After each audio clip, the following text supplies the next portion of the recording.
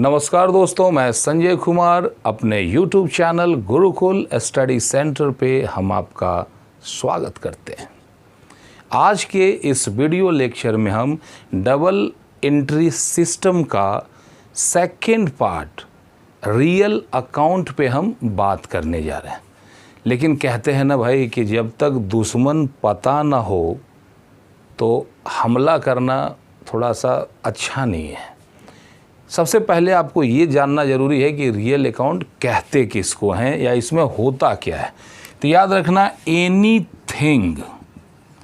Anything मतलब कोई भी चीज़, एनीथिंग वी कैन सी जिसको हम देख सकते हैं, टच छू सकते हैं, जिसको बाय खरीद सकते हैं और जिसको हम बेच सकते हैं।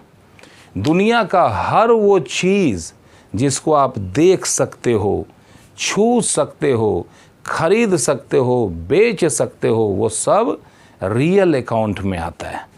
इसका एग्जाम्पल कहाँ से लाएं भाई? अभी का भी किसी दुकान में जाओ और दुकानदार को छोड़कर जो भी सामान नज़र आए वहाँ पे समझ जाना वो सब का सब रियल है, क्योंकि उसको आप देख भी सकते हैं, उसको आप छू भी सकते हैं। अब अगर पैसा है तो ख़रीद भी सकते हैं, अब दुकानदार हैं तो बेच भी सकते हैं। ये सारा चीज़ रियल अकाउंट होता है। इसका रूल्स क्या है भाई? रियल अकाउंट का रूल्स कहता है डेबिट व्हाट कम्स इन। दुनिया का हर वो चीज़ जो आपके पास आए सब को डेबिट में, और क्रेडिट व्हाट गोज़ आउट।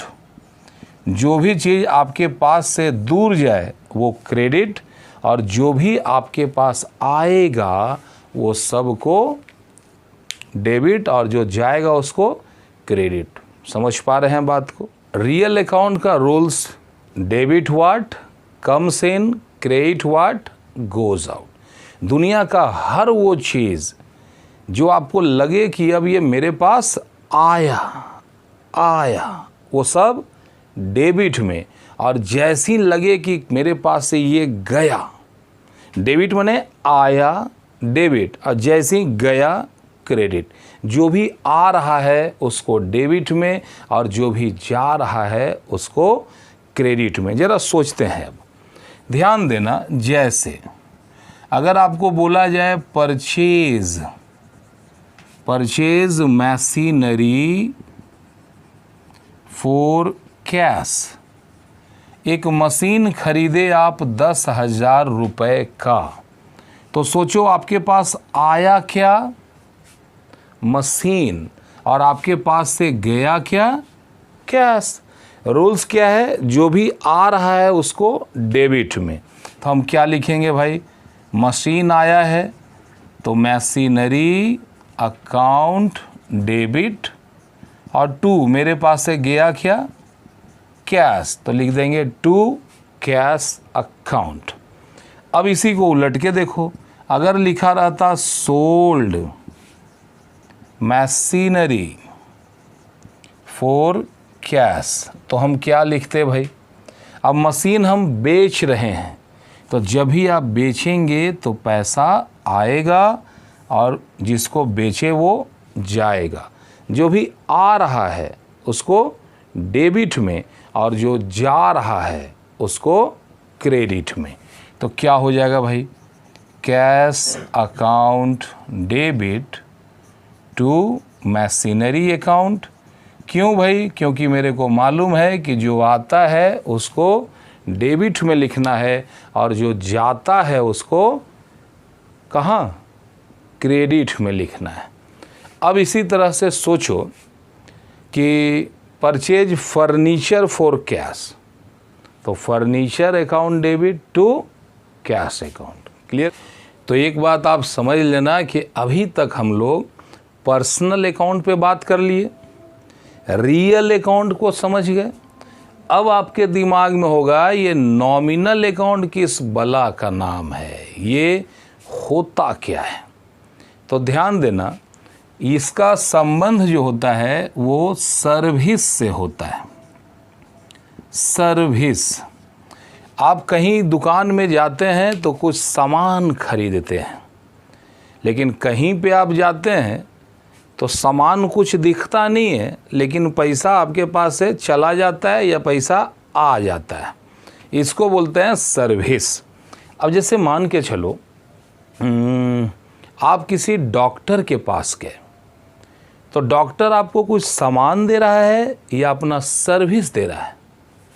बिल्कुल सही, डॉक्टर आपको अपना सर्विस दे रहा है।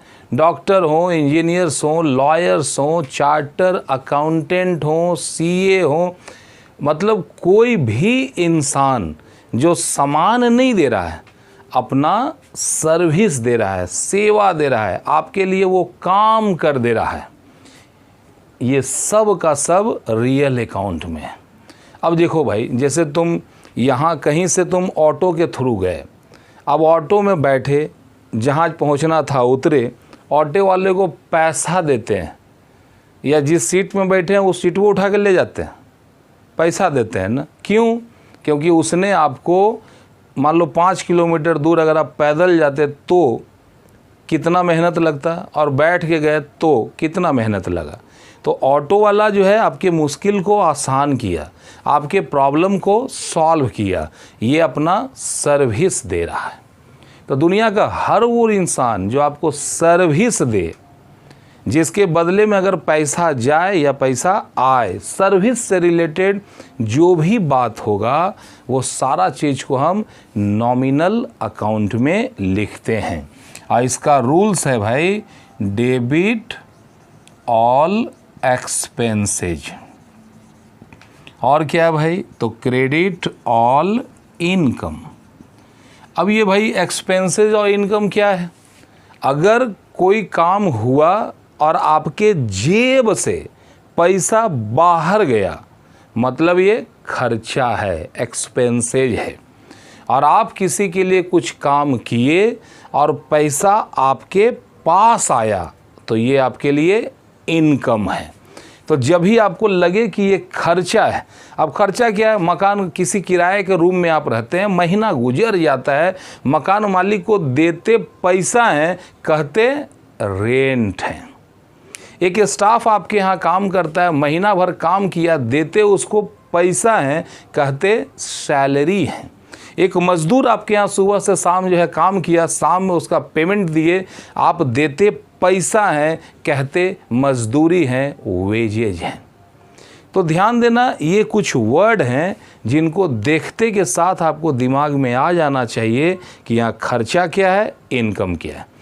खर्चा माने पैसा आपके पास से दूर जाना, इनकम मतलब पैसा आना। अब ज़रा सोचो, अगर बोले रेंट पेड, रेंट पेड, आपके पास पैसा आएगा या जाएगा? जाएगा।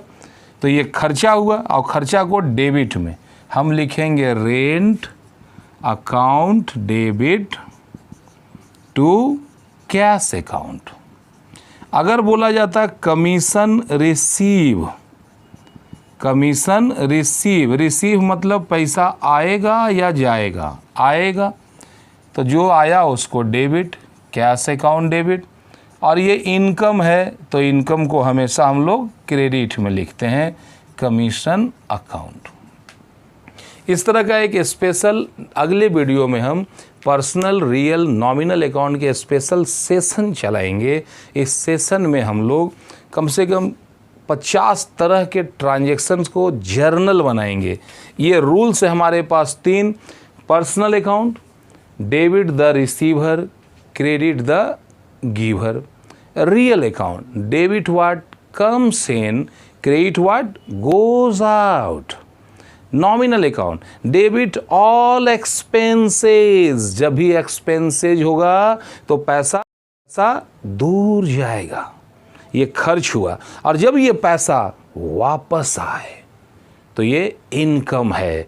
जब भी खर्चा देखो तो डेबिट में debit all expenses, credit all income.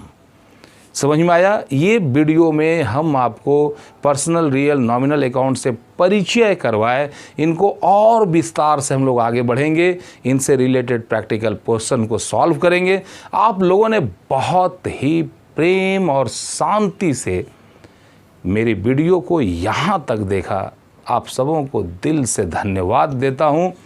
और अगर चैनल सब्सक्राइब नहीं किए हो भाई, तो प्लीज़ सब्सक्राइब कर लो और अपने दोस्तों के बीच में इसे थोड़ा शेयर करो, थोड़ा अच्छा चीज़ उनके पास भी जाना चाहिए।